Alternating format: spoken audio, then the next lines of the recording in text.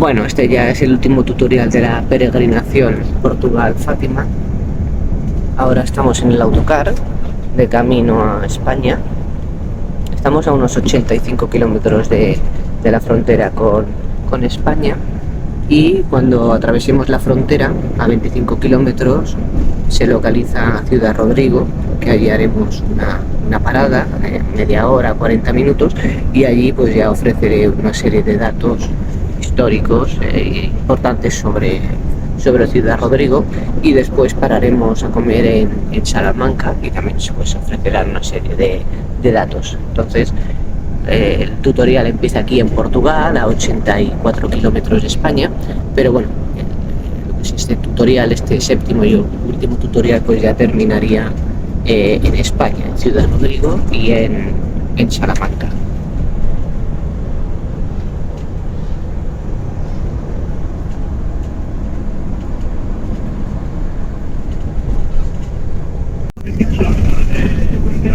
¿Cuánto tardamos de Ciudad Bueno, Rodrigo? ya estamos en España. Se nota por el firme de la autovía. Parece ser que las autovías portuguesas son mejores que las españolas. Entonces, así como el firme de las autovías lusas es bastante suave, aquí ahora pues estamos notando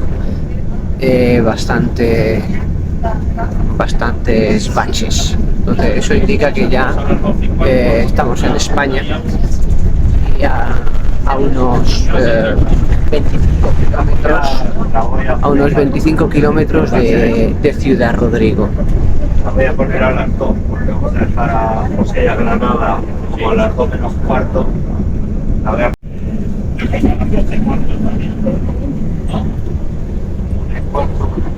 y a las 12 menos. Una hora. En este tramo no vamos a tener tráfico. No, aquí no va. De aquí a Salamanca.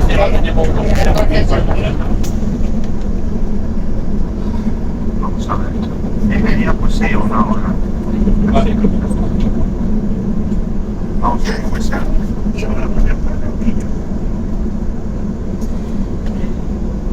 Chicos, mis chicos, como acabáis de ver en el cartel indicador, estamos a 12 kilómetros de Ciudad Rodrigo. Y como habéis sido muy bonitos y vamos muy bien de carretera, no os voy a daros media hora, no voy a daros 45 minutos, os voy a dar una hora. Muy bien. Toma ya. Para que turistéis, vayáis al baño y os toméis un aperitivo. De autobuses, si alguno tiene super mega urgencia, yo le digo dónde hay baños, y si no, caminamos un poquito hacia el centro, que son 5 minutillos, entre 5 y 10 minutillos a la Plaza Mayor, ¿vale? Ahí en la Plaza Mayor, los que quieran pueden ir a ver la catedral, los que quieran pueden dar un paseo.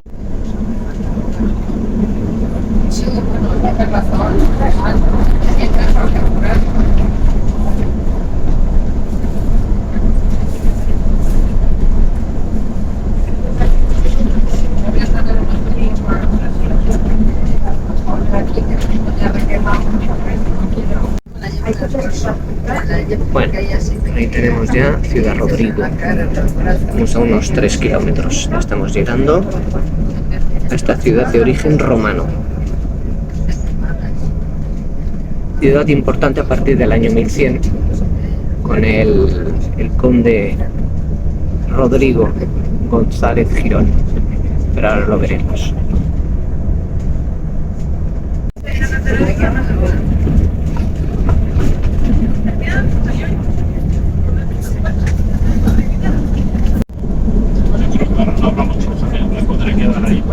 Ahí te vas a poder quedar. Una hora y no vas a tener problema. Porque ella, la última vez, me parece apuntarme que había sitio para 4 autobuses. Yo creo que haya 4.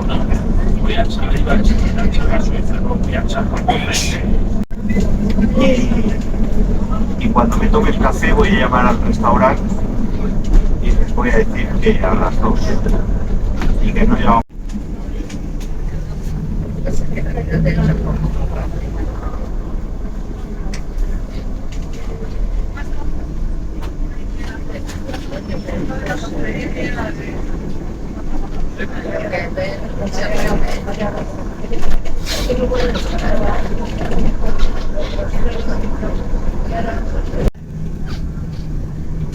Bueno, ya estamos en Ciudad Rodrigo.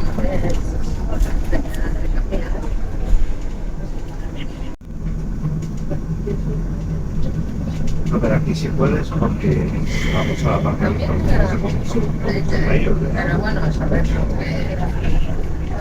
Yo he estado hace un mes y medio. Sí, yo estoy aquí muchas veces, pero la señal esa no estaba. No, yo tampoco lo he visto. Lo que pasa es que yo entré la otra vez por detrás. Entré por esta calle. Oye, están todos aparcados donde los autobuses.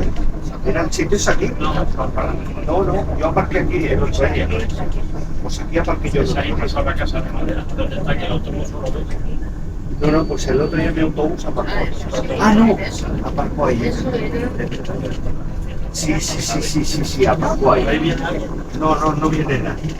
Pues. Bueno, pues ya estamos en Ciudad Rodrigo, conjunto histórico. Aquí tendríamos conjunto, lo que es el patrimonio, y en esta zona de aquí ya pues la parte nueva. ¿De acuerdo? Aquí tenemos la parte antigua, que está protegida, casco antiguo. Visitaremos Plaza Mayor, nos llegaremos hasta la catedral, tenemos más de una hora y hacemos esta parada aquí ya en España.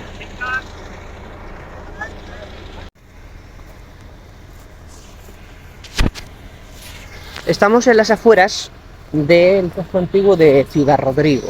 Detrás de mí el casco antiguo y ahora pues lo que sería la parte nueva. A medida que vayamos recorriendo un poquito, pues vamos a hacer un poquito de historia, vamos a explicar un poquito la historia de Ciudad Rodrigo.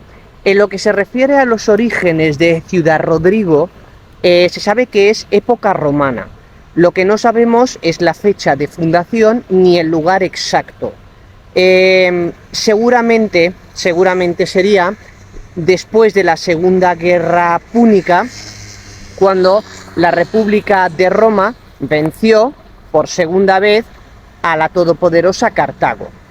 Recordemos que las guerras púnicas fueron 3 conflictos que hubo entre la República de Roma y la todopoderosa Cartago. A pesar de que Cartago controlaba todas las técnicas de navegación heredadas de los fenicios, porque Cartago fue la ciudad fenicia más famosa, los romanos aprendieron rápidamente las técnicas de navegación y eso permitió que ganaran las 3 guerras púnicas. La primera guerra púnica fue del año 264 al 241. El general cartaginés que se enfrentó a la República de Roma fue Amílcar. Él perdió, pero aún así después de la Segunda Guerra Púnica, Cartago le encomendó a Amílcar y a sus hijos, a Aníbal, Asdrúbal y Magón, ocupar Cartago, ocupar. Como comentábamos, después de la Primera Guerra Púnica, 264-241 a.C., a pesar de que Amílcar había perdido contra la República de Roma, Cartago le encomendó la tarea a Amílcar y a sus hijos, Aníbal, Asdrúbal y Magón, ocupar Hispania, lo que son hoy España y Portugal, para Cartago, aprovechando las ciudades que los fenicios habían construido años atrás en la península, que fueron ciudades costeras, desde Málaga, Cádiz, Huelva o Fontota en Alicante, etc. Entonces, la Segunda Guerra Púnica tuvo lugar entre los años 218 y 201 a.C. El general cartaginés que se enfrentó a la República de Roma fue Aníbal el Conquistador, uno de los 3 hijos de Amílcar, que fueron Aníbal, Asdrúbal y Magón. Aníbal, ¿cómo empezó la Segunda Guerra Púnica? Porque atacó Sagunto. Saguntum es la actual ciudad de Villarreal, en Castellón de la Plana. Entonces, Sagunto era una ciudad aliada de la República de Roma. Aníbal la atacó en el 218 a.C. y empezó la Segunda Guerra Púnica. Aníbal cogió a 6.000 hombres y 37 elefantes de guerra y salió de Cartagonova, que es Cartagena en Murcia, y allí atravesó media península, atravesó los Pirineos, atravesó los Alpes y se plantó en el norte de Roma asediándola durante años. Pero el general romano Escipión el Africano asedió Cartago y eso obligó a Aníbal a replegarse sobre sí mismo y a ir a Cartago.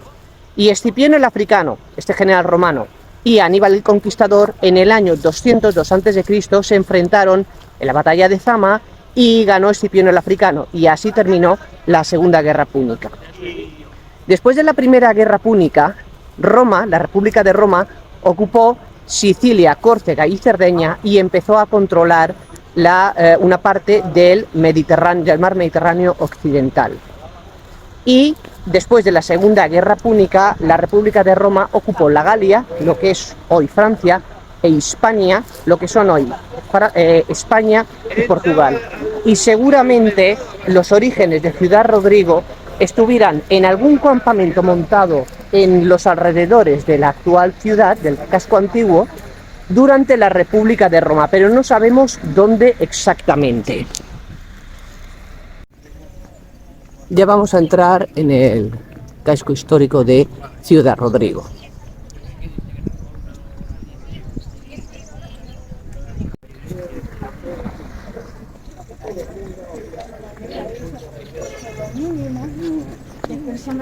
Aquí estamos Como mínimo para que nos costase el precio eran 30. Y se fueron borrando, se fueron borrando. Y nosotros cuando nos dijeron lo de esto como... Y luego dije yo, digo, esto se lo borran igual es... Bueno, ya vamos a entrar en el casco antiguo de Ciudad Rodrigo.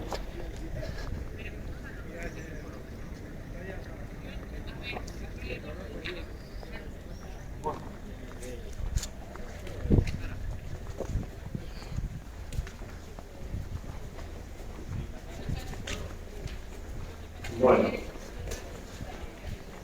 No, como estamos, los meses que pagó la revista, pues bueno, ahí vamos una instante, pero ahora como estoy otra vez guiando, pues estoy todo el tiempo en la carretera. Y ahora caigo 4 días en la y entonces pues eso. Ya estamos dentro de la ciudad.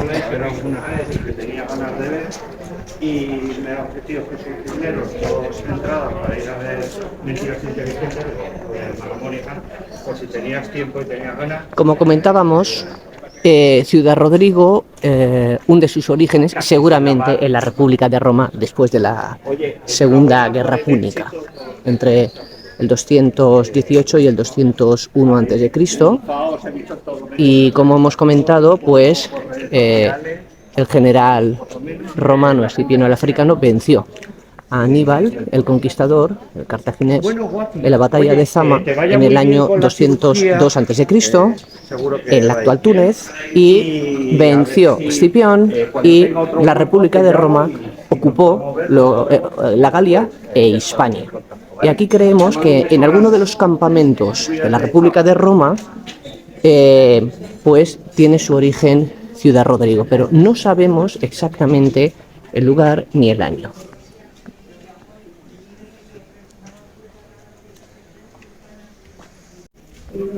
Porque además es la típica ciudad que mantiene la esencia Sí. de lo que era, mira, estos de protección para cuando hay los encierros. Este es uno de los que han dejado de los típicos.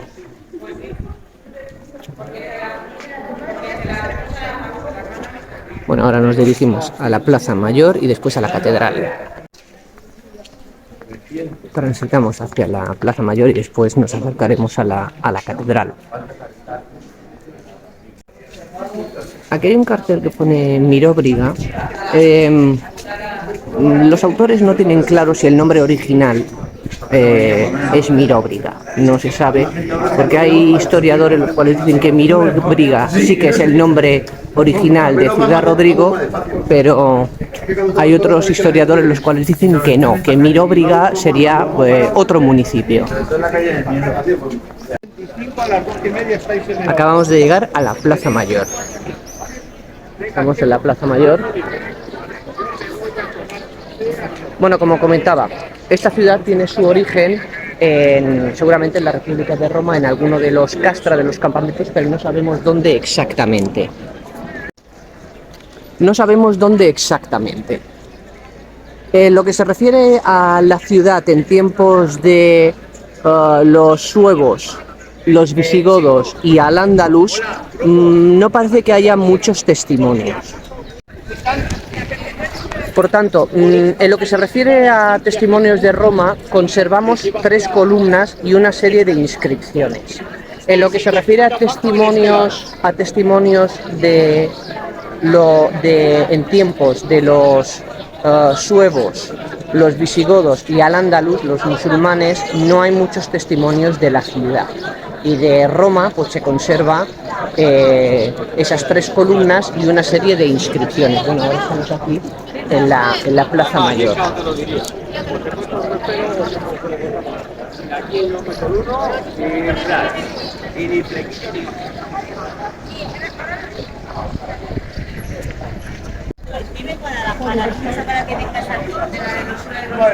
Ahora nos dirigimos hacia la catedral, que es tardorrománica protogótica. Pues lo que comentábamos, de la época romana pues nos quedan 3 columnas y unas inscripciones. Y lo que se refiere a testimonios de la ciudad en tiempos de los suevos, los visigodos y al-Ándalus, que serían los musulmanes, hay pocos testimonios. Antes de llegar a la catedral, vamos a ver o a centrarnos en la capilla de Cerralbo, que es lo que estamos viendo en pantalla. Es de estilo herreriano. El arquitecto Juan Ribero de Rada, siglos XVI y XVII. Esta capilla fue construida para rivalizar con la catedral. Es un panteón funerario de la familia Pacheco y que se construyó porque el cabildo catedralicio se negó a destruir parte de la capilla mayor para hacer una girola para enterrar a la familia Pacheco. El estilo herreriano de los siglos XVI y XVII se corresponde o es la etapa final de la arquitectura renacentista española. Y lo que se refiere a estilo herreriano pues debe su nombre al arquitecto Juan de Herrera, que fue el que reorganizó y terminó las obras del monasterio de San Lorenzo del Escorial, el cual fue empezado a construir por el arquitecto Juan Bautista de Toledo. Pues bueno, lo que vemos aquí es un panteón funerario de la familia Pacheco, el arquitecto Juan Ribero de Rada, siglos XVI y XVII, pues este panteón de la familia Pacheco que se construyó pues para rivalizar con la catedral, porque el cabildo catedralicio pues no permitía que se hiciera una obra allí en la catedral y se construyó este panteón. Y ahora ya nos dirigimos a la catedral, tardorrománica protogótico. Como hemos comentado, tardorrománico protogótico. La ordenó construir, como hemos dicho, Fernando II de León en 1168, pero las grandes obras arquitectónicas y artísticas ya se hicieron en los siglos XIII y XIV, y esta catedral es la transición entre el románico y el gótico. Por tanto, arcos de medio punto, podemos ver en el pórtico ya arcos de medio punto, pero luego vemos aquí una especie de contrafuertes y arcos apuntados. Ya hay arcos apuntados, por tanto, la transición entre el románico y el gótico. Por tanto, mezcla lo que serían los arcos de medio punto con los arcos apuntados, y parece que hay unos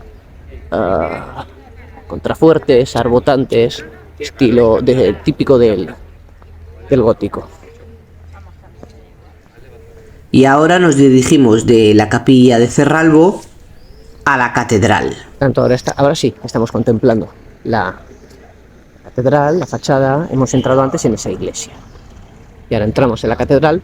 Bueno, contemplamos, por así decirlo, parece aquí con el arco de medio punto, pues estilo más románico.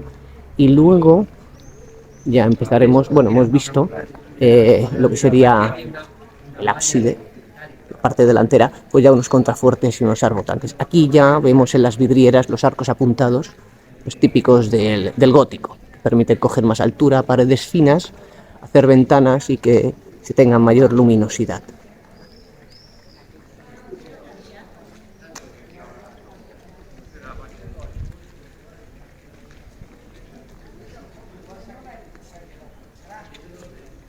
Por tanto, arquitectónicamente hablando, pues esa transición entre el románico y el gótico, tardorrománico, protogótico, 1168, obras iniciadas por Fernando II de León, pero las grandes obras arquitectónicas pues ya se hicieron en los siglos XIII y XIV.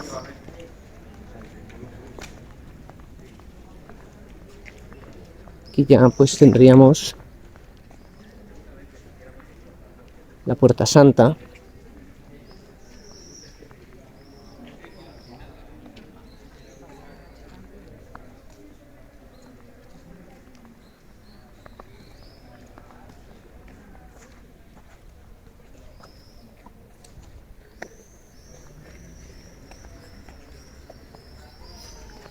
Aquí vemos arco de medio punto, pero aquí los ventanales ya arcos apuntados, típico del gótico.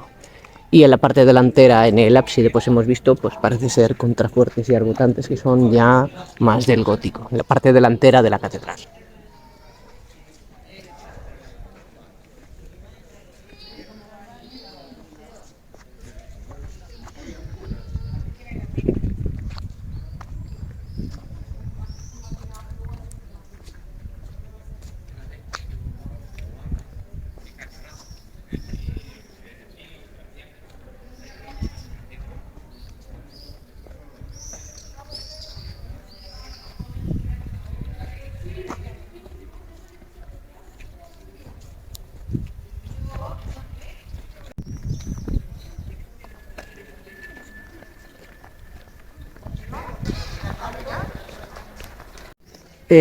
Es una lástima que no podemos visitar la catedral por dentro porque, bueno, vamos con el tiempo justo.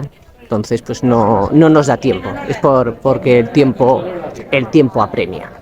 Bueno, lo que comentábamos. Siguiendo con la historia de lo que es Ciudad Rodrigo. Como hemos dicho, desde la época romana, pues nos queda 3 columnas y unas inscripciones. Y luego de lo que se refiere a los testimonios de la ciudad en tiempos de los chuevos, de los visigodos y de Al-Ándalus, de los musulmanes o árabes, apenas hay testimonios.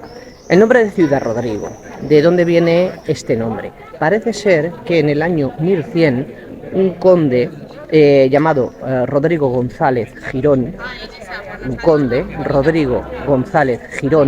en el año 1100 parece ser que repobló esta ciudad y fue cuando empezó a ganar importancia. Parece ser que el nombre de Ciudad Rodrigo pues viene de aquí, de este conde Rodrigo González Girón, que en el año 1100 empezó a repoblar esta ciudad y a llevar a cabo importantes reformas. En el año 1161, el rey Fernando II de León fue el que ordenó construir la muralla y creó aquí ya la sede episcopal, o sea, Fernando II de León, a partir del año 1161, Ciudad Rodrigo, lo que hizo fue crear la sede episcopal y aquí también se realizaron bastantes reformas de la ciudad y se empezó a construir la muralla y en 1168, como hemos comentado, Fernando II de León ordenó empezar a construir la catedral, que es arquitectónica o artísticamente hablando un tardorrománico y un protogótico, o sea, sería la transición entre el románico y el gótico, porque las obras empezaron en el siglo XII, 1168, pero las grandes obras arquitectónicas se llevaron a cabo en los siglos XIII y XIV. Sede episcopal, y también en tiempos de Fernando II de León se empezó a construir la muralla, que llegó a medir unos 2 kilómetros.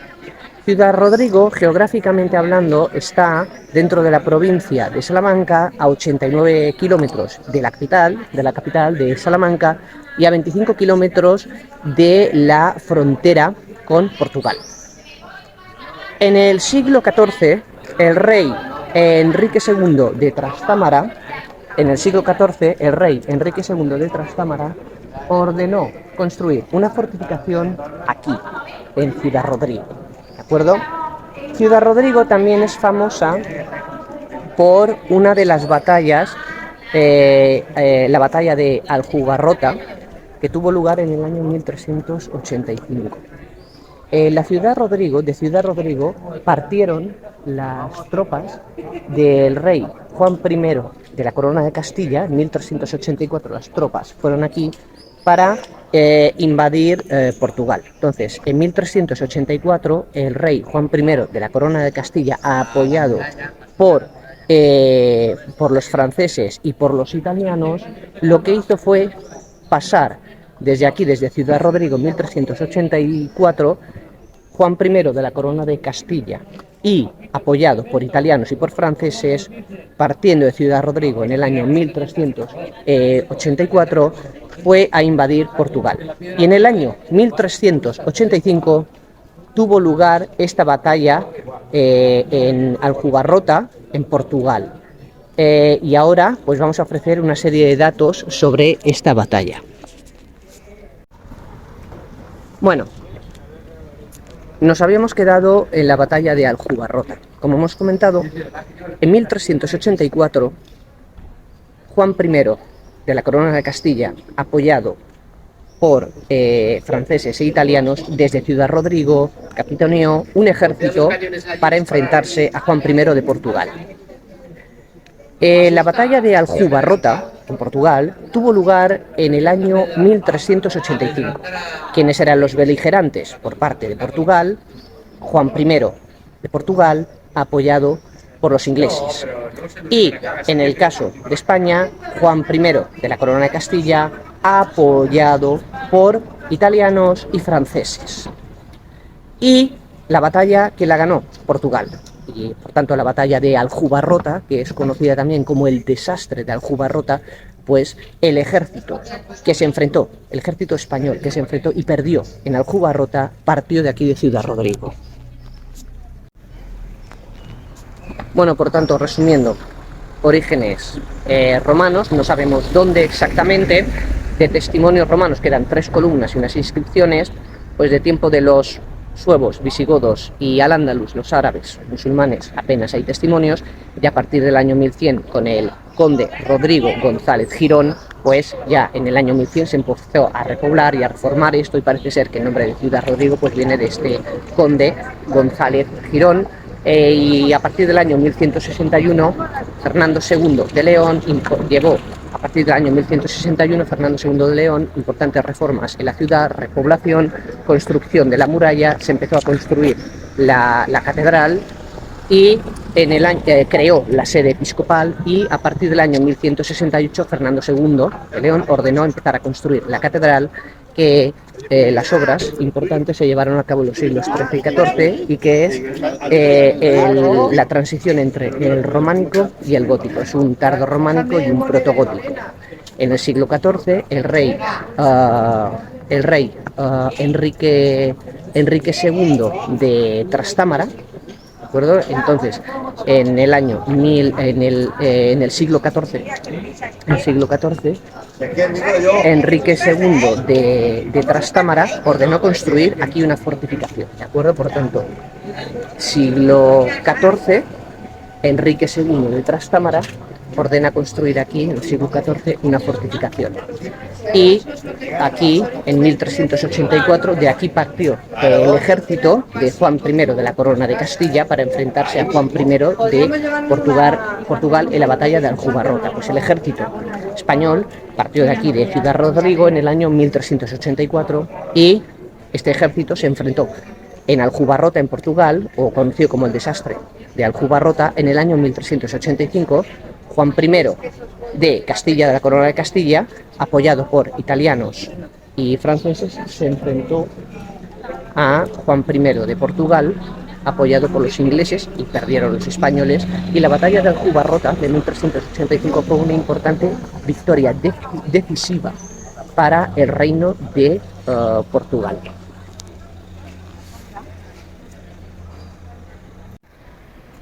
Hemos subido aquí a la muralla. No parece que esté bien conservada.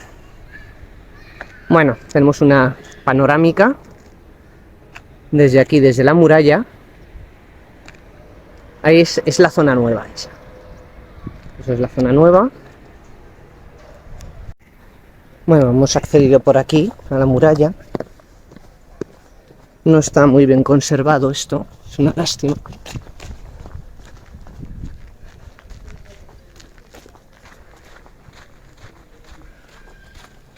Y se baja por aquí.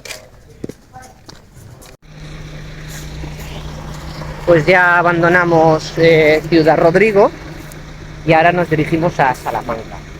Una última aclaración, se ha visto por ahí el nombre de Miróbriga.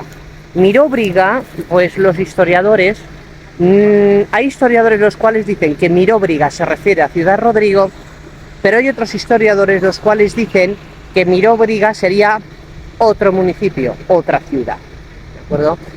También otra aclaración es que antes de tomar el nombre de Rodrigo González Girón, esta zona de aquí empezó a ganar importancia cuando Alfonso VI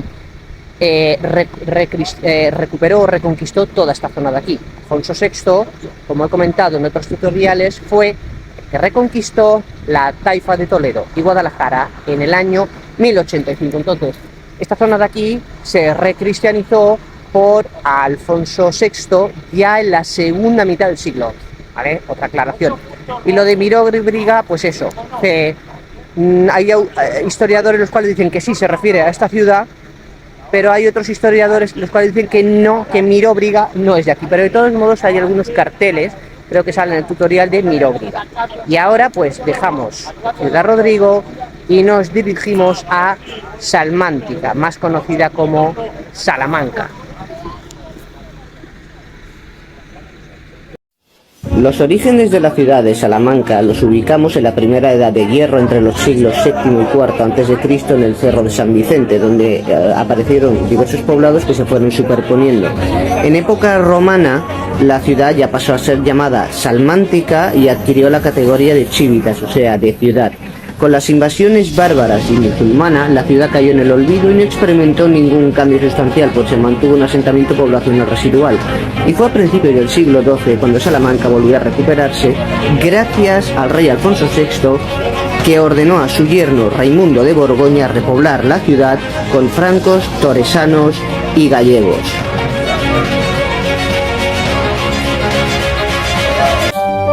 En el año 1218 se fundó la Universidad de Salamanca y eso permitió la creación de colegios mayores y menores, se establecieron las órdenes militares y religiosas y la ciudad aumentó en número de habitantes. El siglo XV estuvo marcado por los enfrentamientos entre las principales dos familias nobles de la ciudad, la de San Benito y la de Santo Tomé.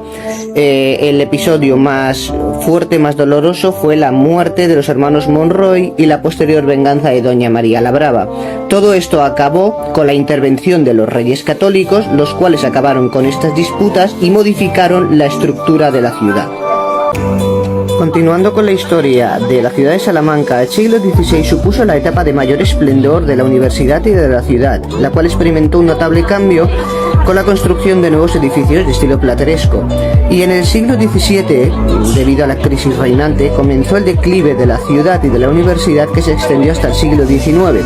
Durante la Guerra de la Independencia contra los franceses, de 1808 a 1814, las tropas francesas expoliaron los edificios y los monumentos de la ciudad. Y para acabar de rematar la faena iniciada por los franceses, pues las desamortizaciones de Espartero, Mendizábal y Madó durante el siglo XIX, terminaron la labor empezada por los franceses y arruinaron definitivamente monasterios y conventos. Y ya en el siglo XX, durante la Guerra Civil, Salamanca fue el cuartel general del bando nacional, y después de haber ganado el bando nacional la Guerra Civil, se llevó a cabo una importante reforma urbanística que intentó modernizar la ciudad. Y en los vídeos posteriores pues veremos un poquito las dos universidades, la Casa de las Conchas y algunos monumentos más. A la izquierda del vídeo podemos ver la fachada principal de la Universidad Pontificia de Salamanca, fundada en el año 1940, justo después de la Guerra Civil Española, sobre un edificio del siglo XVII, tiempos de Felipe III. Y ahora a la derecha, que es donde vamos a entrar, la Biblioteca Pública o Casa de las Conchas. Estamos ya en el interior de la Casa de las Conchas, actual Biblioteca Pública de Salamanca. Este edificio fue ordenado construir por los Reyes Católicos y su arquitecto fue don Rodrigo Arias Maldonado, combinando planteamientos y recursos que están a caballo entre el estilo hispano-flamenco y el Renacimiento, que sería la transición entre la Edad Media y la Edad Moderna. La fachada principal es la original. La fachada lateral fue reconstruida en el siglo XVIII por el arquitecto Simón Gavilán Tomé, debido a la mala cimentación original del edificio, desapareciendo las torres que había a los lados. Se llama la Casa de las Conchas pues por dos motivos. El primero, porque el principal promotor de la construcción del edificio fue un caballero de la Orden de Santiago, y por otro fue la casa levantada con motivo del matrimonio de un Maldonado con una mujer de la Casa Pimentel, en cuyo escudo estaba la concha. Entonces en ese momento era muy habitual en la época adornar las fachadas de los palacios con motivos que se repetían pues a lo largo de toda la pared. Según la tradición, tras una de estas conchas hay escondido un tesoro.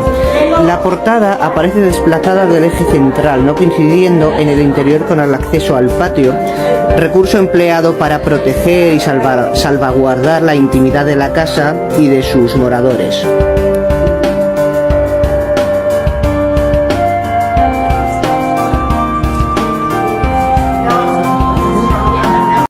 El interior de la Casa de las Conchas dispone de un patio a doble altura. En el piso inferior se abre con arcos mixtilíneos que sirvieron de modelo a construcciones posteriores, como el patio de las escuelas menores o el Palacio de la Salina.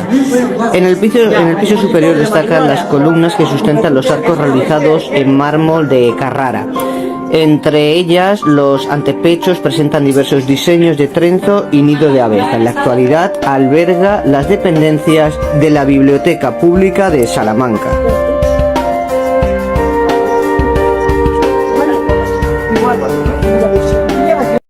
El edificio donde se ubica actualmente la Universidad Pontificia de Salamanca fue fundado en el año 1611 por la reina Margarita de Austria, esposa del rey Felipe III. Era para ubicar un colegio para los jesuitas, los cuales ya contaban con un colegio en la ciudad situado junto al colegio del arzobispo Fonseca, pero se consideró que debían tener uno de mayor envergadura y en el centro de la ciudad, y que estuviera más cercano a la universidad, y por eso se eligió el emplazamiento actual.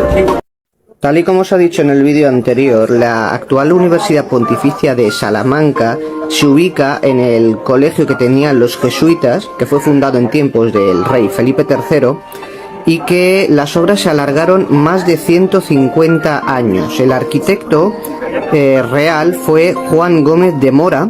Lo ordenó construir la reina Margarita de Austria, la esposa de Felipe III, para que los jesuitas tuvieran un emplazamiento más privilegiado dentro de la ciudad.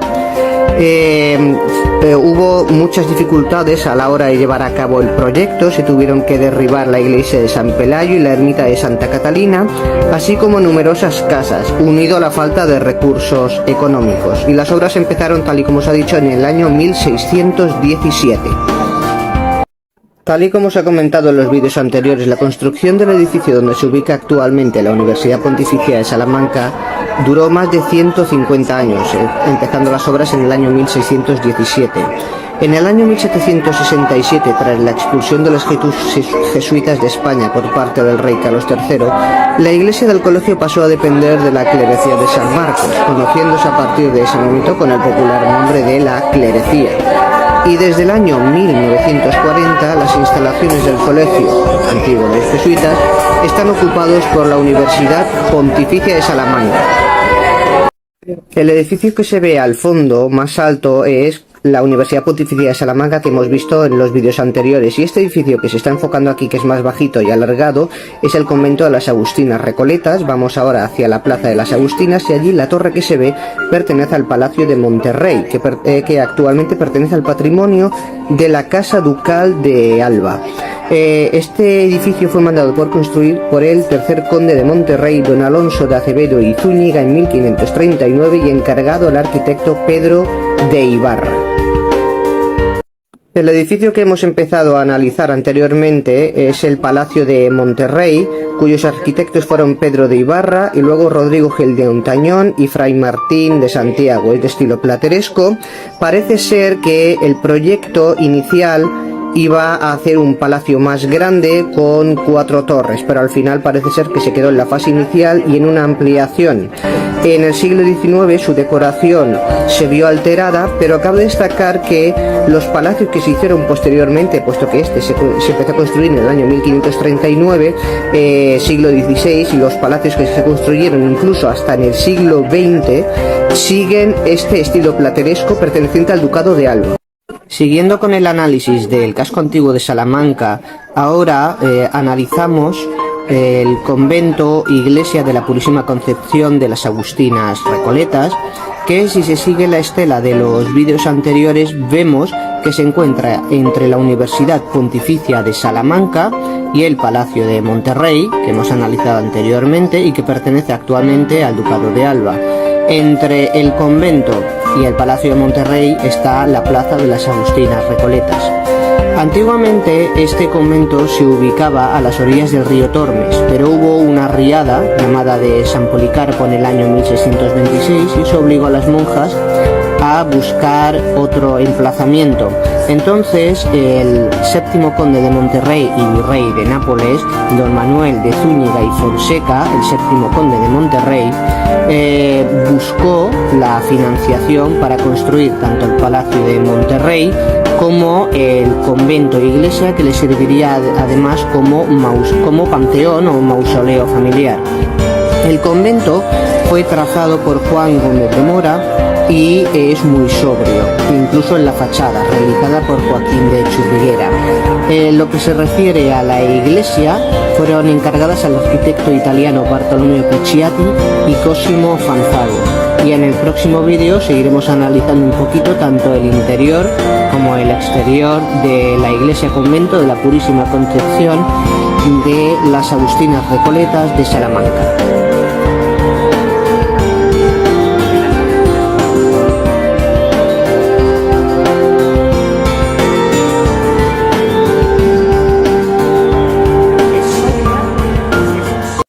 Siguiendo con el análisis de la iglesia convento de la Purísima Concepción de las Agustinas Recoletas de Salamanca, la tipología de iglesia empleada es puramente italiana, tanto en la planta como en alzado. Es de latina, de una sola nave, con 2 capillas laterales y pórtico a cada lado de la portada principal. En cuanto a su fachada, es de tipo vignolesco con 2 cuerpos rematados por un frontón triangular y unidos por 2 arcos.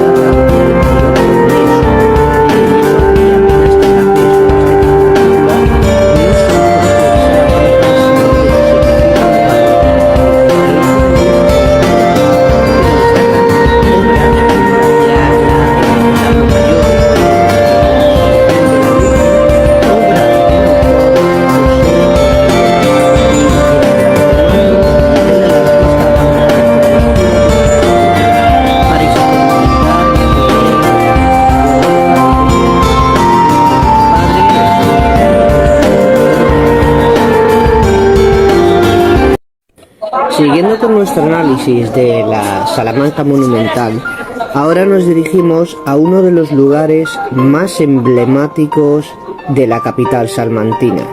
Ahora mismo estamos entrando en la famosísima Plaza Mayor de Salamanca. Ahora vemos los alrededores y vamos a acceder por una de las entradas. La Plaza Mayor de Salamanca es, digamos que, una copia de la Plaza Mayor de Madrid. Para construir la Plaza Mayor de Salamanca se tomó como punto de referencia, se tomaron como punto de referencia los planos de la Plaza Mayor de Madrid. La Plaza Mayor de Salamanca fue construida de 1729 a 1755, es de estilo barroco. Ahí donde se ven las banderas es el consistorio, el ayuntamiento de Salamanca. El primer arquitecto fue Alberto de Churriguera, que en aquel entonces estaba trabajando en la Catedral Nueva de la ciudad. Es su gran obra, la Plaza Mayor de Salamanca, aunque no llegó a terminarla por distintos problemas. ¿A quién se le ocurrió la construcción de la Plaza Mayor de Salamanca? Pues al corregidor Caballero Illanes, que buscaba no solo decorar, sino también pues ofrecer un lugar amplio para celebrar ferias, fiestas, mercados, y que fuera el centro neurálgico de la actividad de Salamanca. Para ello se sirvió de la antigua plaza del mercado, adosada al solar de la contigua iglesia de San Martín.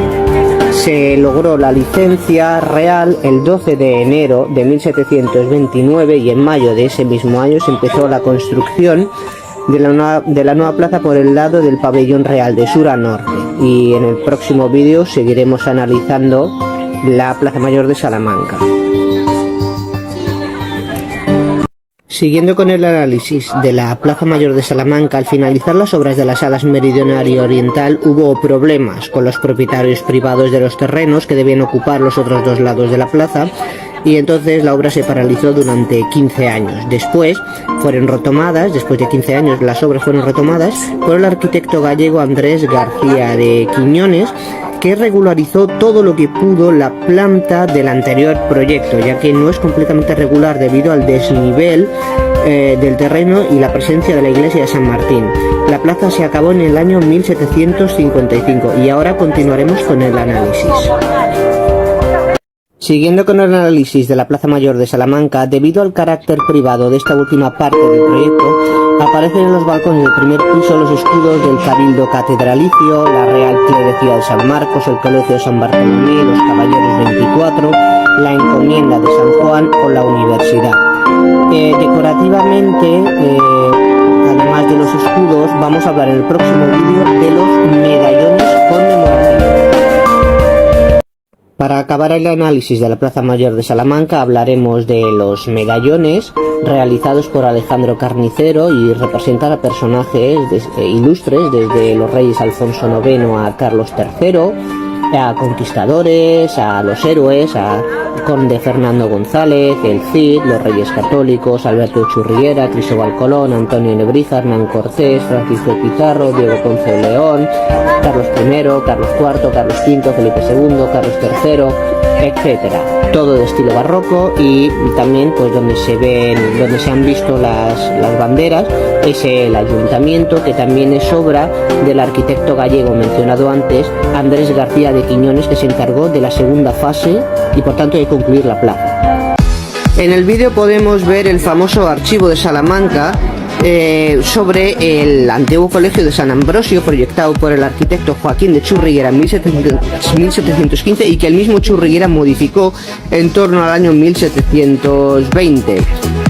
También la fachada consta de 2 pisos con portada flanqueada por vanos y los escudos del Cabildo Catedralicio, que fue el promotor de la obra, y en la hornacina sobre la puerta está la imagen de San José con el niño y sobre él una alegoría de la caridad, realizadas ambas por José de Larra Churriguera. La portada es barroca. También se ha podido ver una imagen de Francisco Largo Caballero, que fue el principal responsable del comienzo de la Guerra Civil el 18 de julio de 1936 y uno de los principales responsables del genocidio de Paracuellos por parte del PSOE, porque era del PSOE, Largo Caballero, entre el 7 de noviembre y el 4 de diciembre de 1936 en Paracuellos de Jarama, en Madrid, asesinando a más de 5.000 católicos, incluyendo chavales de 16 años. Este archivo fue expoliado por el presidente José Luis Rodríguez Zapatero entre el 2004 y el 2011. A lo largo de los distintos vídeos hemos estado analizando Salamanca y ahora continuaremos. En estas dos imágenes se puede ver la zona exterior del casco antiguo. Ahora nos dirigiremos hacia la catedral, hacia el archivo de Salamanca, que ya se ha analizado, y en los próximos vídeos empezaremos a analizar la Universidad de Salamanca. Anteriormente hemos analizado la Universidad Pontificia de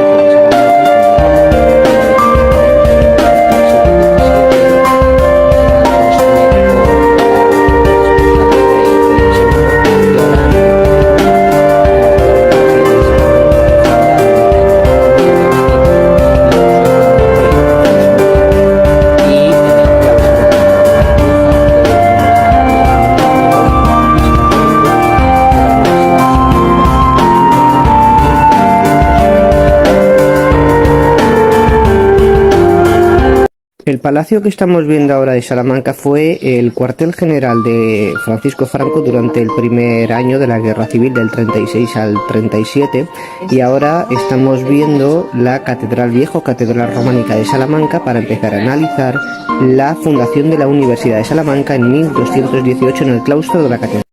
Ahora empezamos a analizar la Universidad de Salamanca, fundada en el año 1218 por el rey Alfonso IX. Se empezaron a dar clases en las dependencias del Cabildo Catedralicio de la Catedral Viejo, Catedral Románica, en el claustro. En 1255, a partir de la bula Ius Ubice Docendi, se concedió validez universal a los grados impartidos en la universidad, y ya a partir de 1474, con los Reyes Católicos, se amplió o se empezó a ampliar la universidad, haciendo el patio de las escuelas mayores, el hospital del estudio del rectorado, las dependencias de los profesores, las escuelas mayores donde se impartía docencia, etcétera. Actuales también dependencias de la universidad. La primera mujer que empezó a estudiar o que estudió en la universidad, Beatriz Galindo, la latina, y la primera profesora fue Luisa Medrano. Y en los vídeos posteriores analizaremos ya la ampliación de la universidad por parte de los Reyes Católicos.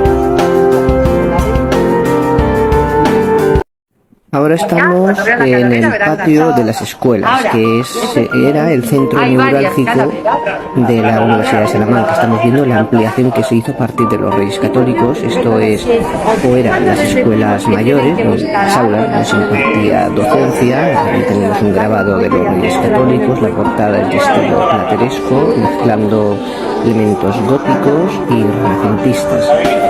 Ahora, bueno, esto sigue siendo dependencia de la Universidad de Salamanca. Ahora se ve lo que era, ahora en pantalla se verá lo que era el antiguo hospital, la residencia de estudiantes, al fondo las escuelas menores, y aquí esto era la dependencia de los profesores. Está viendo un poquito rápido, pero bueno, el patio de las escuelas era donde se hacía la vida universitaria, tenemos las escuelas mayores, que es lo que se ve ahora, y a los lados pues el hospital, la residencia de estudiantes, las escuelas menores y las dependencias de los profesores. La Universidad de Salamanca fue el modelo para la fundación en Hispanoamérica de las universidades. A partir de 1857, con la Ley Moyano, se le dio mucho poder a la Universidad Central, o sea, lo que es la actual Universidad Complutense de Madrid, quedando en Salamanca las cátedras de Derecho, Teología, Filosofía y Letras. En 1970 la universidad volvió a tener cierta autonomía, pero que recuperó plenamente a partir del año 1985. Por la universidad pasaron Fray Luis de León, Domingo de Soto, Antonio de Nebrija, Fernando de Rojas, Hernán Cortés, Luis de Góngora, Abraham Zacud, el tercer conde de Olivares, Calderón de la Barca, Manuel Belgrano, Miguel de Unamuno, José María Gil Robles, Adolfo Suárez o Juan Manuel de Prada, entre otros. Y se puede ver una escultura de Fray Luis de León en medio de la plaza. Con este vídeo ya terminamos de analizar la Universidad de Salamanca. Por tanto, hay que distinguir entre la Universidad Pontificia de Salamanca, fundada en 1940, y esta universidad que sería la pública, año 1218, por el rey Alfonso IX, y ampliada a partir del reinado de los Reyes Católicos, 1474. Estaríamos en el patio de las escuelas, con la escultura de Fray Luis de León en medio. Vemos ahora actualmente distintas dependencias de la universidad. Esto era el antiguo hospital y la residencia de estudiantes, ahí enfrente las escuelas mayores, o sea, donde se impartía docencia. La escultura de Fray Luis de León, 1527-1591. Aquí esto eran las dependencias de los profesores, ¿de acuerdo? Las habitaciones de los profesores, y al fondo las escuelas menores, que era donde se preparaban los alumnos para entrar en la universidad. Se estudiaba lo que era actualmente parte de la secundaria y el bachillerato, ¿de acuerdo? Por tanto, aquí en esta plaza de las escuelas se hacía la vida de la universidad. El hospital, la plaza, la escultura de Fray Luis de León, las escuelas mayores, el hospital, la residencia de estudiantes, etc. Bueno, una vez analizadas la Universidad de Salamanca, pues vamos a donde ya habíamos analizado anteriormente, que es la Plaza Mayor de Salamanca. Por tanto, a lo largo de estos vídeos pues se ha analizado la Plaza Mayor, que es lo que estamos viendo ahora, la Universidad Pontificia de Salamanca, 1940, la Universidad de Salamanca, 1218, la Plaza Mayor, la Casa de las Conchas, y en vídeos posteriores se verá o se explicará la parte exterior de la Catedral de Salamanca, tanto la Catedral Vieja, que es la románica, como la Catedral Nueva, que es la gótica. Ahora pasamos a analizar la catedral, en este caso la Catedral Vieja de Salamanca. Como era una visita programada y íbamos con prisa, no se pueden ver los interiores ni de la Catedral Vieja ni de la Nueva. En los vídeos posteriores, cuando se analice la Catedral de Santiago de Compostela, sí que se verá por dentro y por fuera la Catedral de Santiago de Compostela. La Catedral Vieja empezó la programación de su construcción en los años 40 y 50 del siglo XII. Se eligió el solar de la antigua iglesia mayor visigoda, y para su construcción se distinguen varias etapas. La primera del año 1170 a 1175, la segunda de 1175 hasta 1200-1210, y la última, que va del año 1200 al 1230. La Catedral Vieja de Salamanca es de estilo románico. Lo que ocurre es que presenta una serie de elementos ya protogóticos, sería tardorrománico y protogótica. Aquí se ha visto el palacio, que está justo enfrente de la catedral, que fue el cuartel general de Franco durante el primer año de la Guerra Civil. Siguiendo con la Catedral Vieja de Salamanca, empezó a construirse simultáneamente la cabecera y la parte de los pies. Es de cruz latina, con 3 naves rematadas en ábsides semicirculares. Como dije en el vídeo anterior, es de estilo románico, pero más un tardo románico y un protogótico, ya que hay arcos de medio punto, pero presentan algo apuntados. Aquí estamos viendo ya la Catedral Nueva, la parte de la Catedral Nueva, ¿de acuerdo? La nave central de la Catedral Vieja tiene bóveda de crucería con ojiva, pero el punto de arranque varía, ¿de acuerdo? Entonces, en el próximo vídeo ya empezaremos a analizar la Catedral Nueva, que es esto que estamos viendo ahora. Seguimos analizando la Catedral de Salamanca. Aquí pasamos de la Catedral Vieja, que es románica o tardorrománica y protogótica, y aquí ya pasaríamos a la Catedral Nueva. En el siglo XVI fue mutilada la Catedral Vieja porque se adosó la Catedral Nueva. En un principio se quería derribar la Catedral Vieja porque decían que la ciudad había ganado demasiada importancia y que se merecía una catedral más grande. Por tanto, en un primer momento se pensó en derribarla por completo, pero al final se adosó la Catedral Nueva en la zona norte, desapareciendo parte de la nave y el ábside, aunque se pueden percibir tanto en el interior como el exterior desde el patio chico. La portada occidental desapareció en 1679 y fue sustituida por la fachada ideada por Juan de Setién Güemes. Y en el próximo vídeo seguiremos analizando ya plenamente la Catedral Nueva de Salamanca.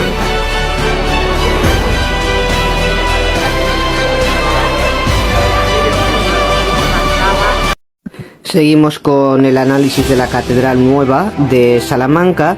Como dije en el vídeo anterior, los arquitectos decidieron no tirar la Catedral Vieja para que se pudiera seguir oficiando misa mientras se construía la nueva, que se adosó a la vieja.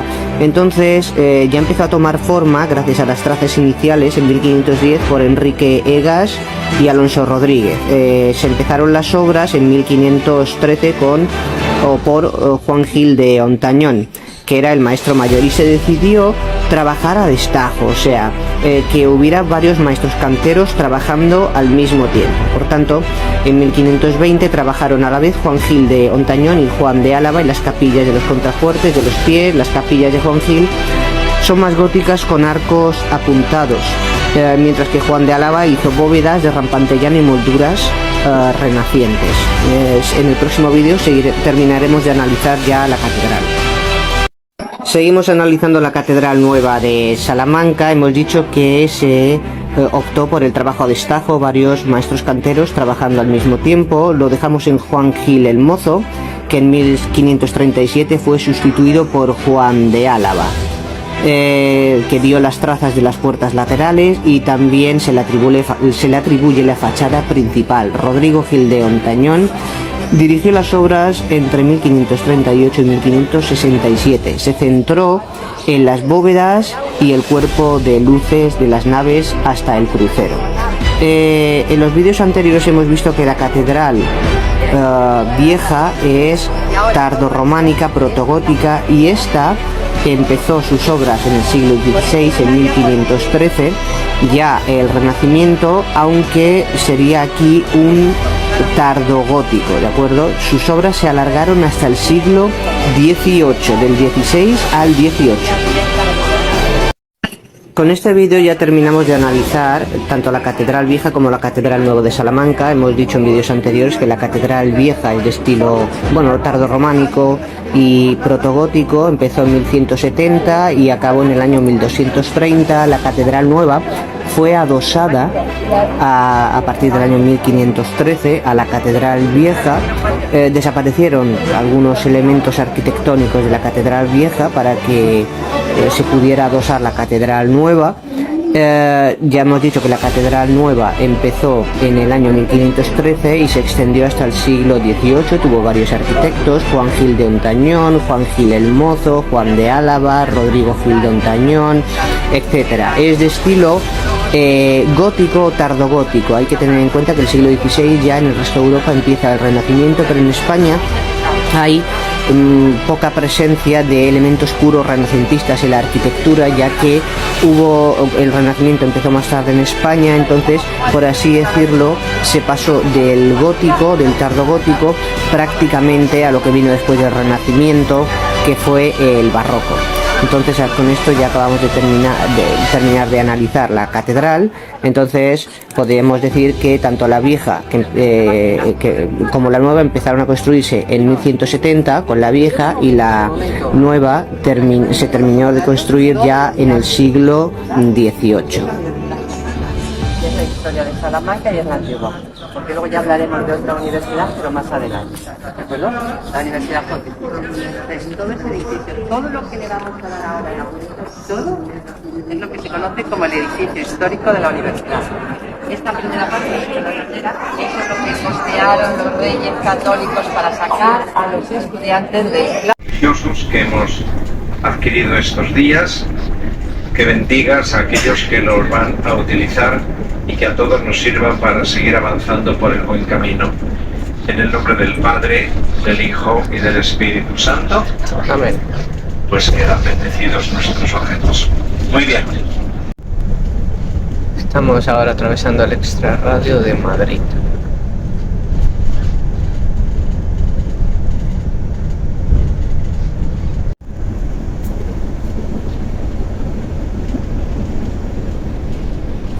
tenemos el skyline.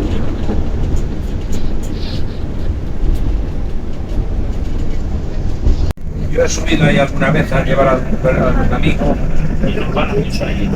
Ahí está Madrid, Nada. ya lo dejamos. No hay autobús, por ejemplo. O sea, tú llegas allí y tienes que llevar un taxi de Guadalajara. Eso es como, por ejemplo, eso por ejemplo, como lo de Seseña, esto de los cruceros. Sí, una cosa así. Ahora te hay en Seseña y línea de autobuses y te ponen aquí súper mejor. Qué barato, qué barato. Ya, pero- Qué barato, pero no tiene. Ahora no se tiene tiene que nada. coger la A2, que es la de Guadalajara, Zaragoza, Barcelona.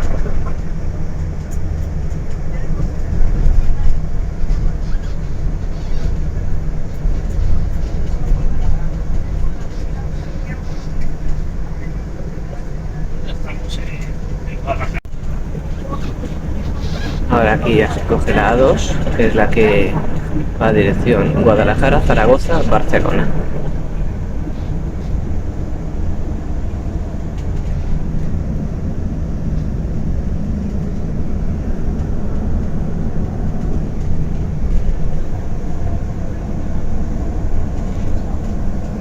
Cal. Pues ahí está. Ahí.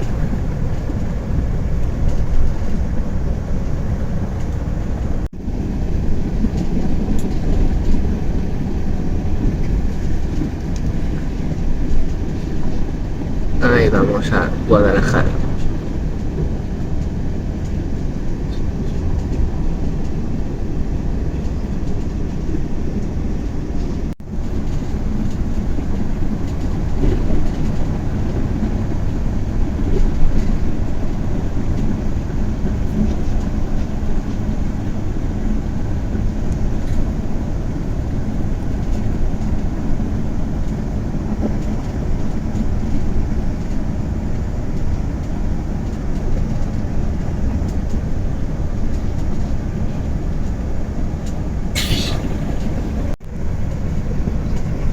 Ahora pasamos a la altura de Azuqueca de Henares. Está por ahí. Zona de ahí, Azuqueca de Henares.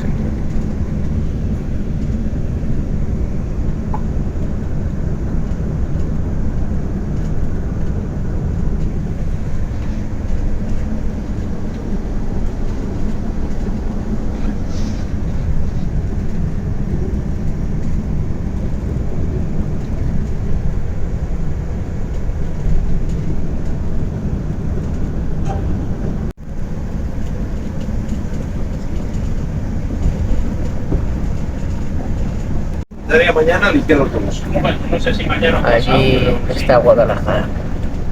me toca. Además me toca el zafarrancho de Allí está Guadalajara. porque llevo unos días que no. Tal, y me toca aspiradoras y Allí. todo. Sí, sí, sí. Se me Está quita todo, Guadalajara. voy a lo mejor me voy temprano a las 7 de la mañana por ahí para. Sí, Hasta las 2. la fresquita, ¿verdad?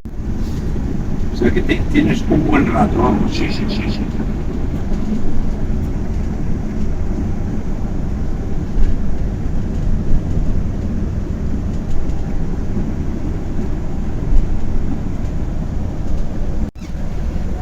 Bueno,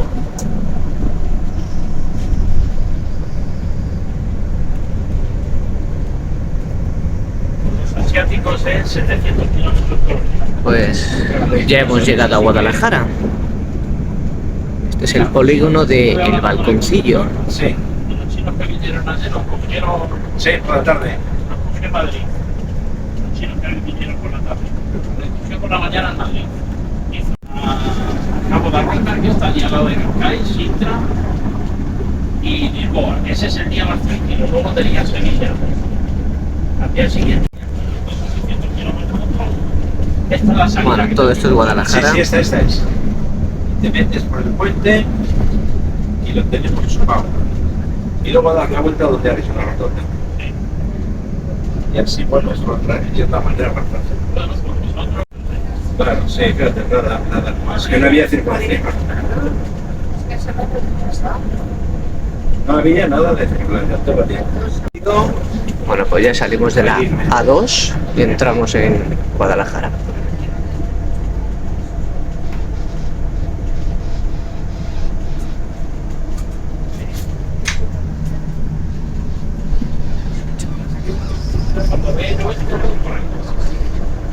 Pues ahora también pensáis. Ahora hemos llegado aquí a la rotonda de Cuatro Caminos y desde aquí ya vamos al colegio de las Adoratrices, que fue el punto de salida y es el punto de llegada.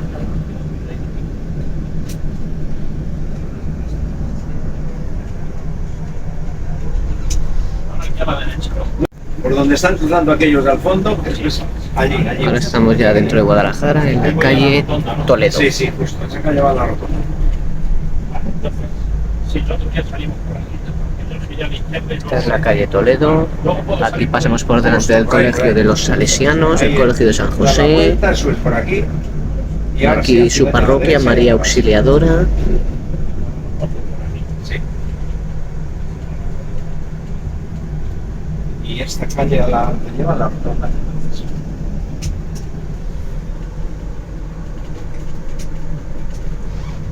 Dos curvas raras. Bueno, aquí entramos ya en la avenida de Santa María Micaela y ahí ya tenemos el colegio de las Adoratrices. Tienes que ir justito. Ahí el Panteón de la Duquesa de Sevillano. Ese es el Panteón de la Duquesa de Sevillano.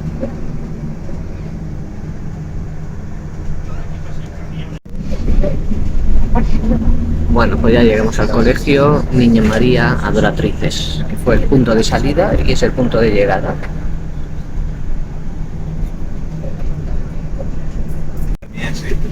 Bueno, ahora damos la vuelta a la rotonda y pararemos por aquí. También lo pueden hacer, ¿eh? Hay algunos que lo Todo hacen. esto es el colegio Niño María Adoratrices. Hay algunos que lo hacen eso también. Esto es el complejo deportivo Fuente de la Niña. Sobre todo por si viene algún autobús. Que ahora en verano viene. Aquí ya llegamos al colegio de las Adoratrices. Este es el colegio de las Adoratrices. Y aquí en Madrid despidiéndonos de Juanjo, el que ha sido nuestro guía durante estos días. Un gran profesional, la verdad es que se ha desvivido por nosotros, una gran persona, un gran cristiano. La verdad es que ha sido un placer conocerle, lo ha hecho súper bien, un mega 10 para Juanjo y también pues un abrazo para él y para toda su familia, de verdad. Y aquí pues, como no podía faltar, Félix, nuestro conductor, también un gran profesional, súper buena persona, una gran persona, nos lo hemos pasado súper bien y sin Juanjo, nuestro guía, y sin Félix, nuestro conductor, la peregrinación no habría sido posible.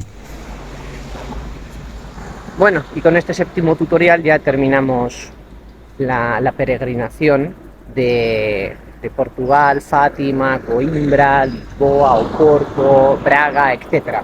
En este séptimo y último tutorial es verdad que Portugal lo hemos visto desde el autocar y cuando entrábamos en España, etc. Hemos estado de todos modos en Ciudad Rodrigo, pero he hecho una pequeña trampa en Salamanca. Es verdad que hemos estado en Salamanca, pero en la zona nueva. Entonces, yo lo que he hecho ha sido una consulta al delegado diocesano de enseñanza para ver si podía poner los tutoriales de hace 2 años, justo de cuando la delegación diocesana de enseñanza de Sigüenza Guadalajara estuvimos en Salamanca. Entonces los tutoriales o los trozos de tutorial de Salamanca no son de ahora, sino de hace 2 años exactamente. Entonces yo te doy permiso para ponerlo desde mi canal de YouTube, que también lo podéis ver, el viaje a Santiago de Compostela, Salamanca, etc.